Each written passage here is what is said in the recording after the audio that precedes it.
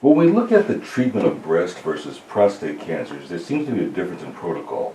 With breast, women usually go through a series of chemotherapy, followed by surgery, then radiation, and then possibly an extended period of hormonal therapy.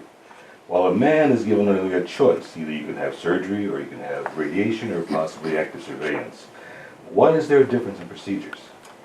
Uh, that's because even though they are the most common cancer in breast in women and prostate in men, they behave very different. In women, we always need to have the excision of the tumor to study it and then give the correct treatment. But in prostate, it depends on basically the risk group. The patients that have a not very aggressive cancer are the ones that can really choose between surgery, active surveillance, or radiation. But when the disease is quite advanced, mostly men cannot choose because they have to have radiation plus hormonal therapy. So we could say that men can choose, but only when the disease is confined to prostate and is of low risk.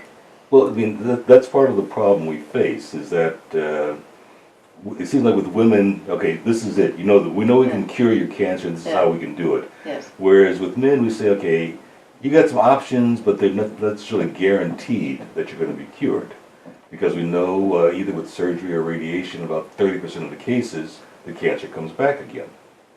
And with active surveillance, we know that sometimes it can progress to an advanced state. So from that standpoint, really of curative technique, we still have a long ways to go, it seems like. Yes, it's complicated because at least in Spain still it depends a lot of which physician is going to see you the first. No? If the surgeon is treating a patient, he mostly would indicate surgery. Mostly, the patient probably, if he's young and want to preserve sexual function, probably will say no, because if I want to preserve sexual function, is there anything else? But at least in Spain, he will have to ask for that. And then the surgeon probably would send him to a radiation department. But not always happens this. No, no, it doesn't. Another problem is what you said, the relapse, because second treatments are not really easy. It's really easy to irradiate a patient that has received surgery, because you irradiate, of course you have more toxicity, but that's all.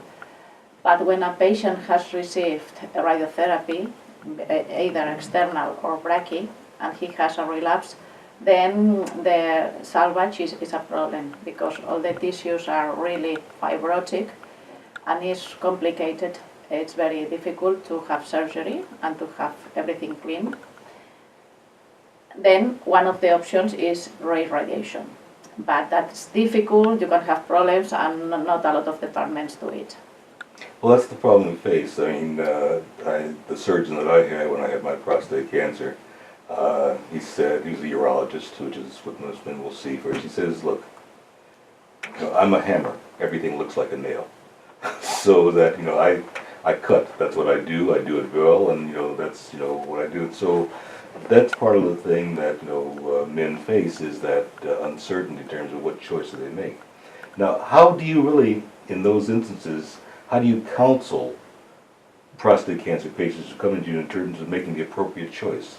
How do you tell them, well, I think, in your case, you're a great candidate for surgery, or I think that maybe you should have radiation? There are some things that must help us to choose the correct treatment.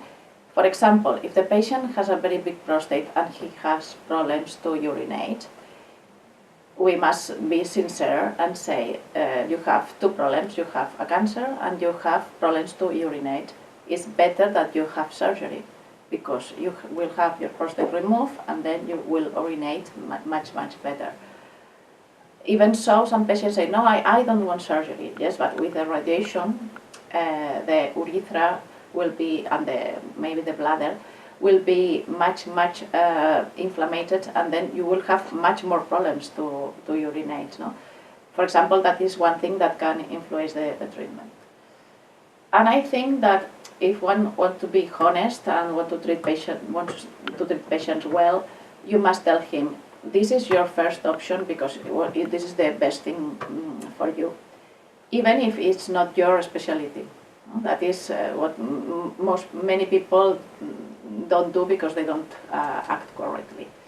And then if everything is perfect and the patient can choose, then of course, then you have to counsel him, explaining well the benefits and the disadvantages of each technique. And then, I think one of the things that will start in terms of will help that discussion. There's a study done recently in Europe that said the majority of men really know nothing about urology. They know nothing about prostate. They don't even know where the prostate is. They don't even know what a prostate is, where it is, or how it is. They think that women have prostates, many things like that. So after the guy is diagnosed, usually there's a pathology report. And that pathology report will look at the biopsy cores and give indications. So how does a patient really interpret that? Oftentimes they'll get a biopsy report and say, okay, we found, out of the 12 cores, they understand quite well because as the prostate is, the score is up to 10. That is quite easy to explain, and the patients understand that up to 6 is quite a good cancer. Then up to 7 is in the middle, and 8, 9, 10 is really a bad cancer. So they understand that quite well.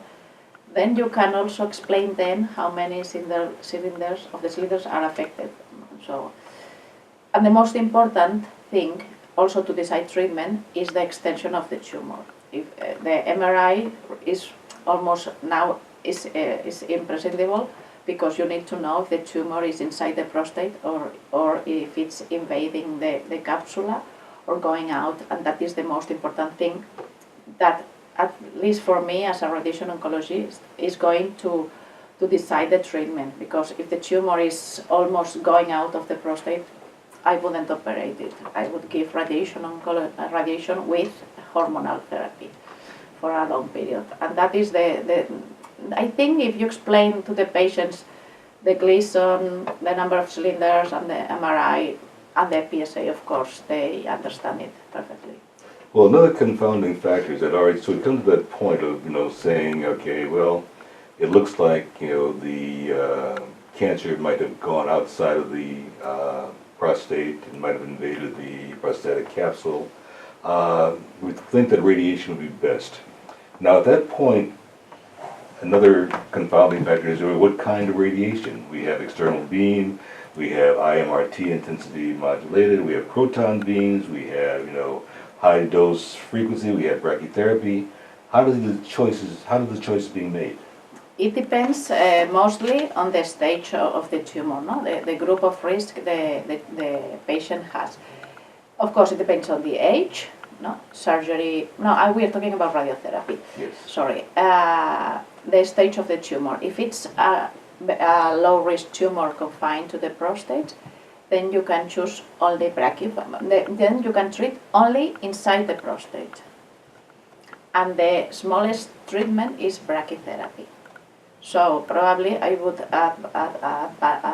advise him to receive a brachytherapy seeds, even though brachy can be also administered with HDR.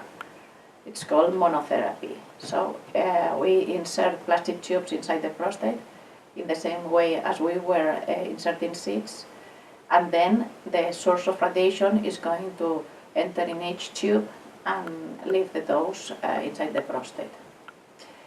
It can be done in only once, or it can be repeated in 2 or 4 fractions. But if the tumor is intermediate risk or high risk, probably the risk of invading the capsule is higher, and then you cannot treat him only with brachy because it will be a very, very small treatment.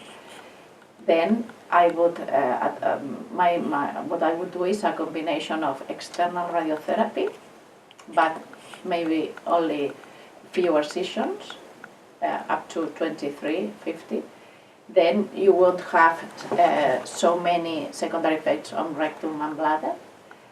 And you can give a boost, a higher doses, to the prostate with brachytherapy HDR,